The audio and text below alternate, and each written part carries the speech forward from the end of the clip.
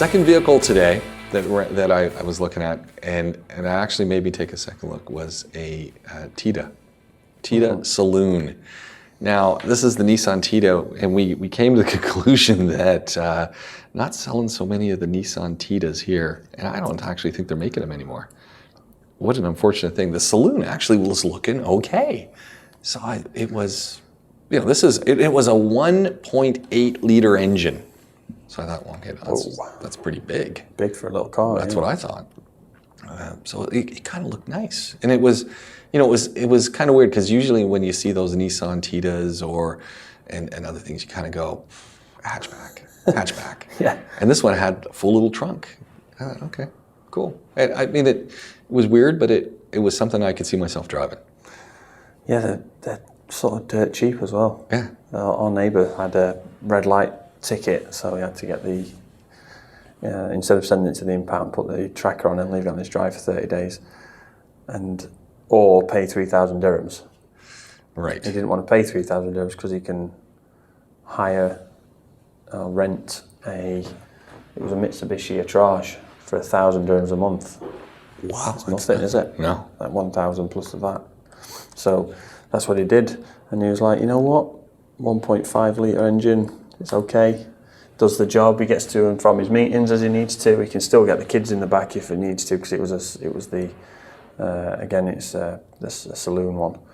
I mean, they do look a little bit awkward with that boot just plonked on the back. It's kind of weird, but I think that's what kind of made it look neat. Yeah, it's one of those things where it's totally utilitarian, isn't it? It's just do a job. You need a car, it needs to be a certain price range. This is the one for you. And that sort of car isn't pretending to be anything else. They're not advertising it as cutting edge technology and daring design. It's just, you need a car. It's not going to break down. It's going to do what it does. You can park it easy. It's a low insurance group. It's not going to use much fuel. It's fine in terms of its environmental impact, and it's not going to cost you much to rent or to buy. I'm looking at these, 19,000, 20,000 used for 2016, 2017. Yeah. Nice. Wheels. Yeah. It's weird, isn't it? Because cars are so big. There's a lot more of the European way of doing things happening here now. A lot more smaller cars on the road than there are 4x4s. Yeah. Relative to how it used to be, say, 10 years ago. 20 years ago when I moved here, it was all 4x4s. You had to have a 4x4. Yeah, but at the same time, it's still one of those where would you really give somebody who's just learnt to drive something small like that, which is to me what that car's perfectly designed for, or a fleet. Yeah, a fleet. I think you're right. It's that first time driver. You're going to be doing some driving around the city. You're going to go from school to home. Yeah. Need something to get there. Do I want to get you in a Camry or an Avalon? No. Do I want to get you a Maxima? No. I want to get you something that it's going to get, if it gets dinged up in the parking lot or whatever, easy to repair, cost effective, can replace it. Yeah, exactly. Yeah. Yeah, I think that's probably why there's so many of them around. It's like we've said before, just doesn't pretend to be anything else. It's just, we're a car that will get you to and from work or to and from school. One that caught my eye this morning, though, is the Ford Figo. Yeah. Hatch, the sport hatch. Now, I seem to have lost track of the Ford Figo in the last couple of years, because the Ford Figo underwent a design change. And I'm looking at this Figo and I'm going, is that a Focus? And they rounded it off. It used to be really boxy. Yeah. Didn't it? I remember you tested one on the radio. I did.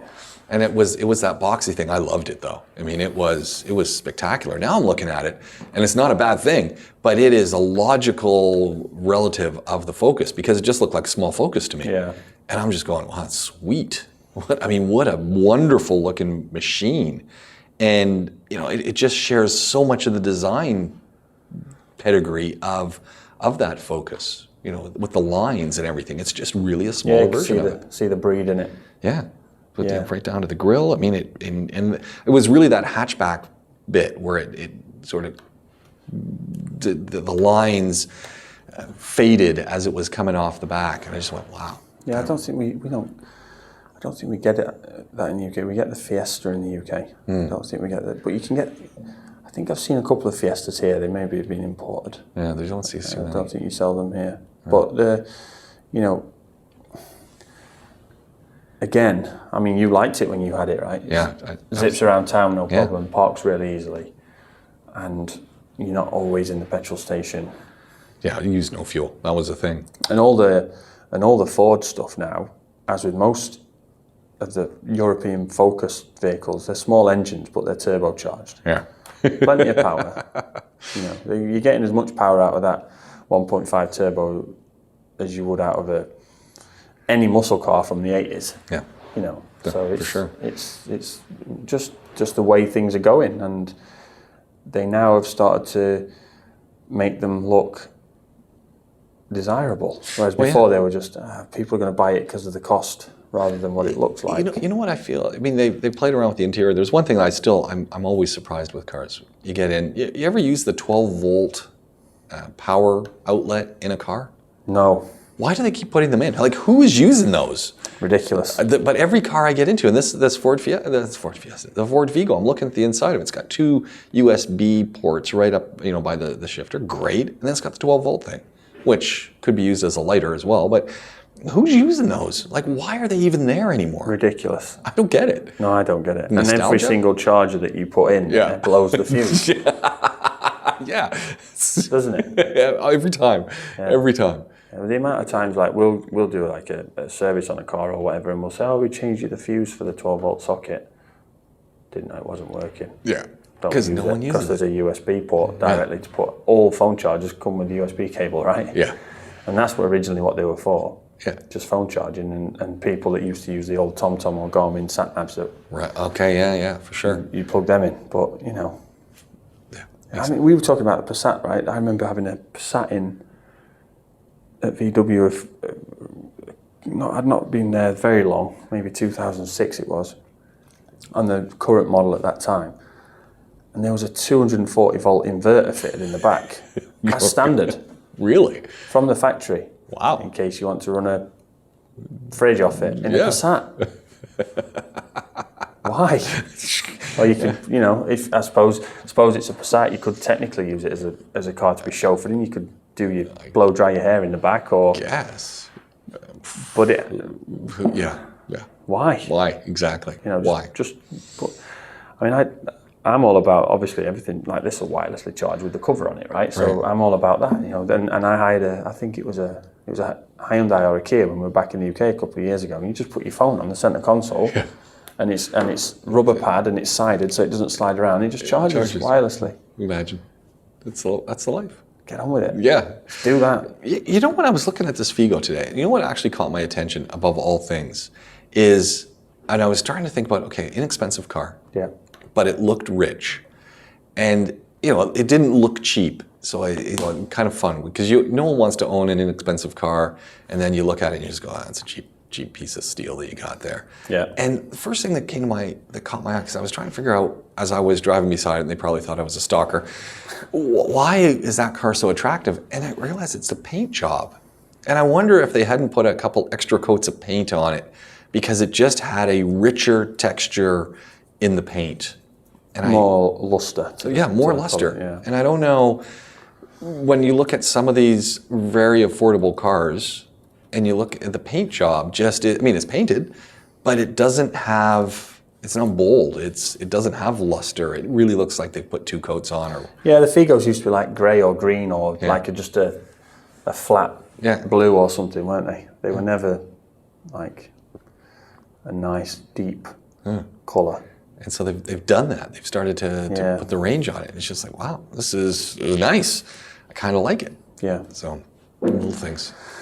Yeah, it's technically rolling something in glitter, isn't it? Yeah. But it makes a difference to what we were saying about the whole Skoda thing a week ago, where it's image. Yeah.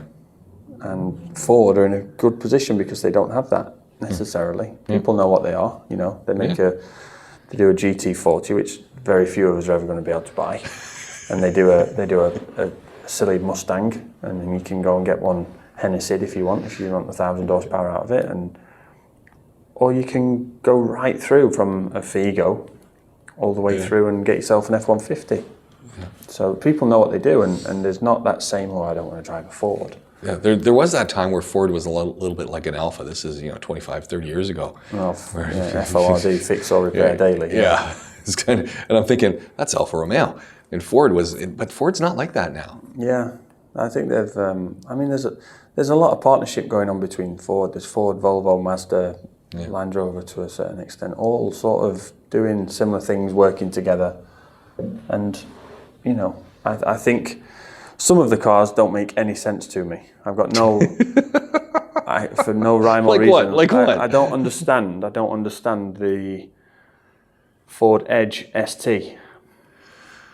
Ford Edge ST. Why do you need a sports version of the sort of mid-size SUV? I don't get the Edge at all. Anyway, it's like it wasn't my favorite vehicle to drive. That's what the Ford Edge was, one of the vehicles, and it's just not to my taste. I mean, I got into it. It's functional. I didn't particularly love it. It was one of those vehicles I left in the driveway. Drove for a day and said, you guys can come pick it up anytime you want. I like the Explorer just because I like it. Yeah. And I think you're getting, effectively for me, from how it looks and how it goes and drives, you're almost getting yourself a Discovery for half the price. There's no question in my mind. I love the Explorer. I do like the Explorer. The 4x4 works on it fine. They're well appointed. But, the Expedition's what it's all about. It's go mental. Let's get the big one. You get in it's funny though, you look at the Expedition and it's 2021 and you get behind the Expedition and I'm always looking at it. I'm going, the rear suspension, why? It's almost like they've just bolted the body onto this chassis that hasn't really changed in a long time. Yeah. And I know it has, but the way it's lifted out of the shop, out of the factory floor, it's got the weirdest look from the back. I mean, I just don't get that. Toyota, they kind of mask it a little bit with some trim. Nissan, the same thing. Ford. Yeah, but if you've got an Expedition, you're only ever seeing it from the front as you get in. That's true. To the back seat. You never go because to you're going to be driven in. Yeah. You're never going to see it from behind. But what a machine! I mean, it's just that's the way you want to go. Yeah, if you're going to do it right. Yeah, I do like those big American, unnecessarily big. Like you see the Denali. Yukon XL. Yeah, have you seen the new ones? I saw one the other day and it's just like, oh my. Like a limousine. It's beautiful. Huge. It's beautiful. Yeah. Just beautiful. And of course, if you're going to be getting a Yukon, getting any of those GM products, you got to get the Denali version. Of course you have. It's like, what's the point? You just want to be able to say, what are you driving? I'm driving the Denali out there. It's like buying a 1.6 Golf. No. Yeah. GTI, just put a few more thousand down and get the GTI. And hey, look, we love the Nissans. We love the Toyotas. What does the Secret Service, the CID guys who are protecting the royal families, what do they drive here? GM. Yeah. They're all driving the Yukons. Yeah. We've all, everyone's seen them. We all watched Homeland, right? Yeah, they're all driving those. Driving the GMs. Yeah, everyone's driving them. And it's like, oh yeah, okay, it's just sponsored on TV. Maybe it is. But you see those guys pull up at you here, and you see this big black Yukon coming up behind you. Driving on the motorway and seeing them going the other way with the lights on. And guys flashing the lights off the grill. It's like, they're not doing that in the Toyota or the Nissan. They're doing that in the Yukon. You don't get the same finish or luxury. Doesn't matter what Toyota it is, doesn't matter what. And it's nothing against the cars. No, not at all. Nothing against the cars. We love them. You get in a Nissan Patrol, the leather doesn't fit on the door card. Yeah, I don't understand. It's like I don't understand pleated. Come on. That's not. There's no benefit to that at all. They're costing you more on leather. Just make it fit. Yeah. And I don't get it. There was somebody that came up with a reason for it. Yeah. Trimmer had a day off. Yeah. And exactly. Oh man, we've got to make them all look like this now. Otherwise, they'll know it was a mistake. I don't know. But you don't get the same finish on the Japanese stuff as you do on the sort of the top end, like those Yukons. I mean, the XL is a fantastically huge car. Yeah, it's just giant. Unnecessary. It's so long, and it almost looks like it's a joke because it's going to stop. No, it's going to stop. No. And then it's like, well, the wheel's there, and then it's still not stopped. So. Heavy as anything. Great in the desert, but hey, you don't stop. That's the thing. But just keep going. But you got to keep going. But you just power through. I mean, they're heavy, they're big, they're bold. Yeah. And that's the perfect example. Don't stop. Don't stop. I mean, they're doing nothing for the environment. No. Nothing whatsoever. No. But there's a reason that they're used, and I think the new ones are just straight. They've redone the body lines. Wow. Yeah. Wow. Yeah, and while ever they're making cars like that, no matter what we say about the environment and people's opinions of it, you cannot get that, regardless of the impact. If you take the environment out of it, what that GMC Yukon can do, unfortunately, you can't get it any other way. Yeah. At the moment, until we've got clean electricity to charge electric vehicles, there's no way of getting that. Yeah. Or hydrogen fuel cell. And hydrogen fuel cell is one of those things, no problem. They could probably do it. But we're not there yet. No. There we go.